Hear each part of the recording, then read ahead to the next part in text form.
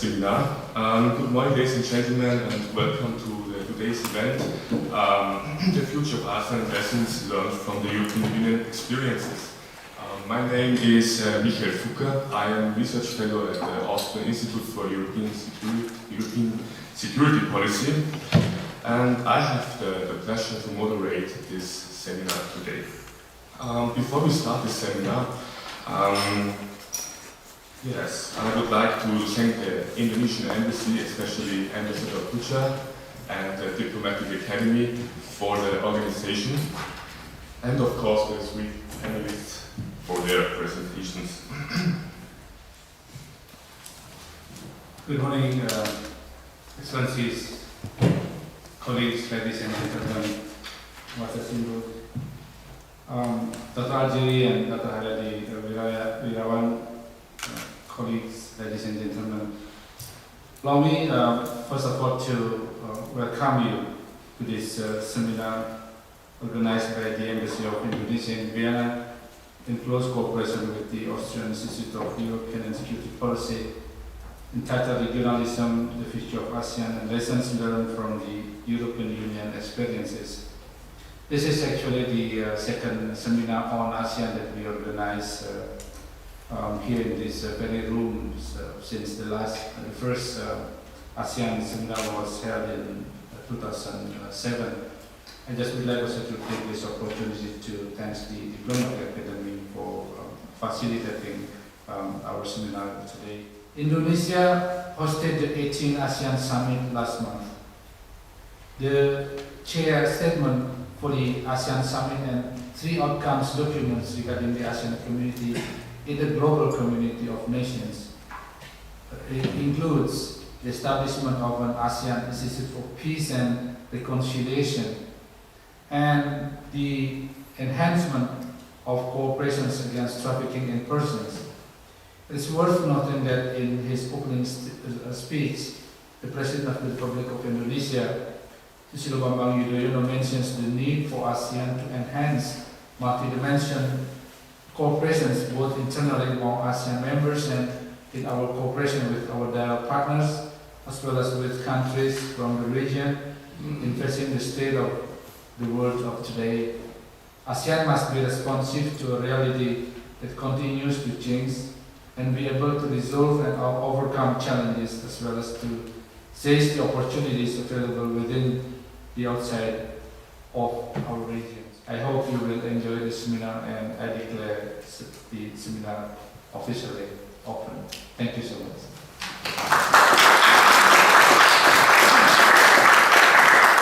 Thank you very much, Ambassador Pucha, for the opening speech. Now we can come to the single presentation. Ladies and gentlemen, and for all Indonesians, selamat siang, Bapak Dubes, Bapak-Bapak dan Ibu-Ibu. It's my particular pleasure to participate in the discussion on ASEAN and its importance and its meaning, not only for the European Union, but also here we have a graph which shows the importance of ASEAN vis-à-vis other regional integration efforts. In the center we have ASEAN with a secretariat as a common institution based in Jakarta, and there is the next term, ASEAN plus 3, it means ASEAN plus China, Japan, and Korea. Then there is an ASEAN plus 3 that is India, New Zealand, and Australia, and they find themselves in a grouping which is called the East Asia Summit. The East Asia Summit, since recently, included not only the Pacific countries of New Zealand and Australia, but also Russia and the United States. Needless to say that the European Union is very keen to also join this rather new forum. However, there's a bit of reservations to rapidly increase this East Asia Summit. And we are still waiting for a positive answer from the members of this forum, but we are quite confident that within 1 or 2 years we might have a better stand, ladies and gentlemen. These policy dialogues are intended to lead to a concrete cooperation follow-up in our long-standing relationship, which now lasts for over 30 years, and every second year there is a meeting of foreign ministers of ASEAN and EU countries. The next one will be in Denmark in 2012. Ladies and gentlemen, thank you very much.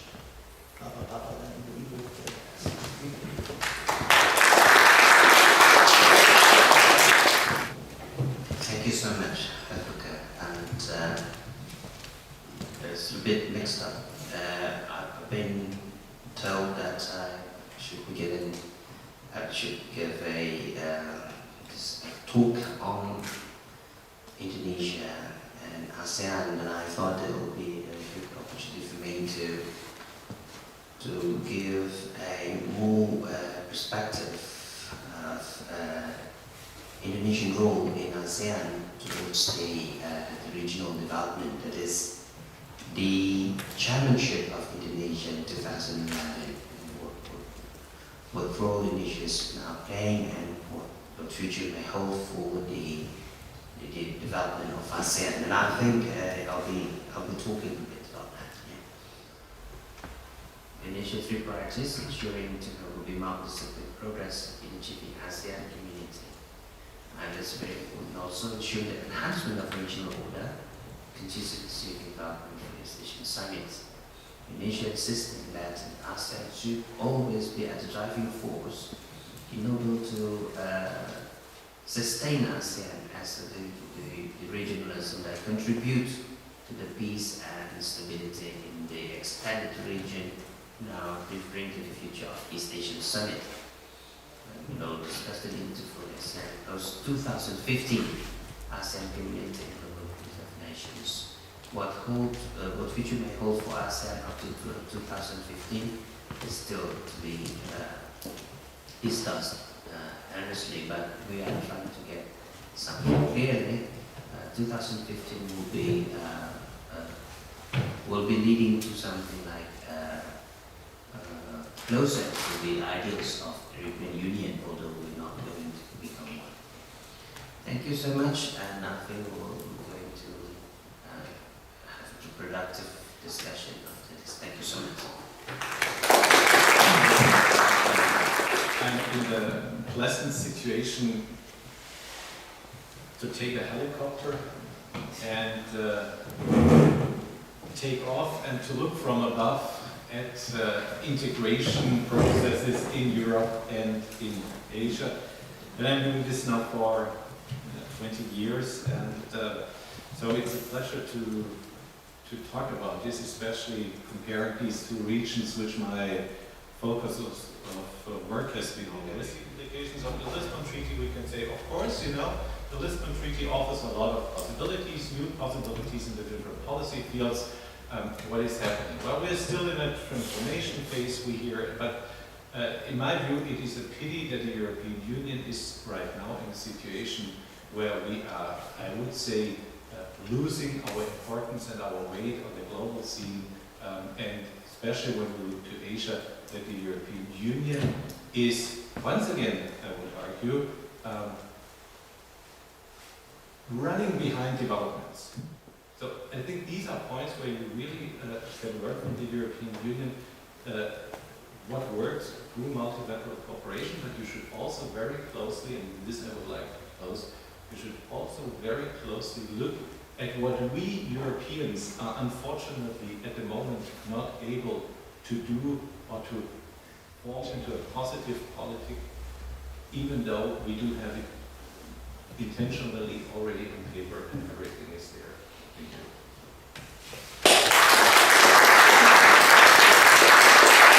And how to build up a defense capacity within ASEAN to solve internal military disputes and also to stop the advance of China. Thank you. Very much. I think this seminar is highly interesting because it shows how many opportunities we missed, the Europeans with ASEAN. And the 13th book clearly shows in his speech the efforts made by the European Union to reinvigorate dialogue and relationship. It was very revealing. Professor Viravan, he didn't even mention once, I think, the European Union or Europe in his whole presentation of various countries. It's very unfortunate, and this maybe should lead us also next time to ask the question, what can Europe, what can the European Union learn, lessons learned from ASEAN and from Asia, because Asia is the rising star and we are more or less stagnating. Thank you.